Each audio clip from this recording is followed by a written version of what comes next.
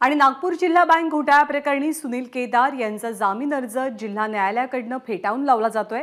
त्यामुळे आता सुनील केदार यांच्याकडे उच्च न्यायालयात जाण्याचा पर्याय उपलब्ध आहे। या लढाईमध्ये काँग्रेसचे कार्यकर्ते त्यांच्या सोबत आहेत। या आशयाचे होर्डिंग्ज आणि बॅनर्स सुनील केदार यांच्या नागपूर इथल्या कार्यालयाबाहेर लावले गेले आहेत।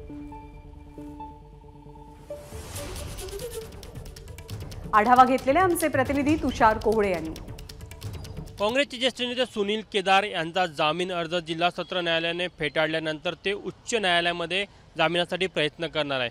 मात्र त्यांच्या नागपूरच्या कार्यालयापुढे युथ काँग्रेसच्या कार्यकर्त्यांनी ज्या प्रकारे होर्डिंग लावलं आहे आणि त्यावर जो मजकूर लिहिलेला आहे की सुनील केदार यांच्या लढाईमध्ये आम्ही शेवटपर्यंत त्यांच्या सोबत आहे आणि ज्या प्रकारे त्यांनी सुनील काका अशा प्रकारे उल्लेख करत मुर्दार नहीं मर्द बनेंगे, सुनील काका की लढाई हम आखरी तक लढेंगे, मध्ये सुनील केदारांची जी लढाई आहे ती त्यांचे कार्यकर्ते शेवटपर्यंत लढेल अशा प्रकारचा हा मजकूर असलेला होर्डिंग सुनील केदार यांच्या नागपूरच्या गणेशपेठ भागातील कार्यालयावर लावण्यात आलेला आहे। त्यामुळे निश्चित या होर्डिंगची सध्या नागपूरमध्ये चर्चा आहे आणि सुनील केदार आणि त्यांचे जे समर्थक यांचे देखील प्रयत्न सुरू आहे की त्यांना जामीन मिळावा आणि ते प्रयत्न मागच्या एक आठवड्यापासून आपल्याला पाहायला मिळत होते। जिल्हा सत्र न्यायालयात त्यांना अपयश आलं तरीही ते आता वरच्या न्यायालयामध्ये यासाठी त्यांनी दाद मागितलेली आहे। मात्र निश्चितच कार्यकर्ते सुनील केदार यांचा उत्साह वाढवण्याचा वारंवार प्रयत्न करत आणि शहरात वेगवेगळ्या भागात जे वेगवेगळे होर्डिंग आपल्याला मागच्या काही दिवसापासून पाहायला मिळत आहे, आता तर थेट सुनील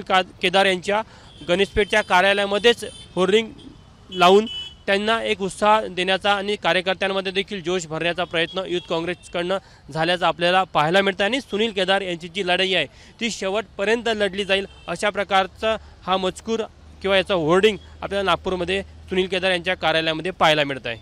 कॅमेरामॅन व्यंकटेश नायडूसह तुषार कोहळे, एबीपी माझा, नागपूर।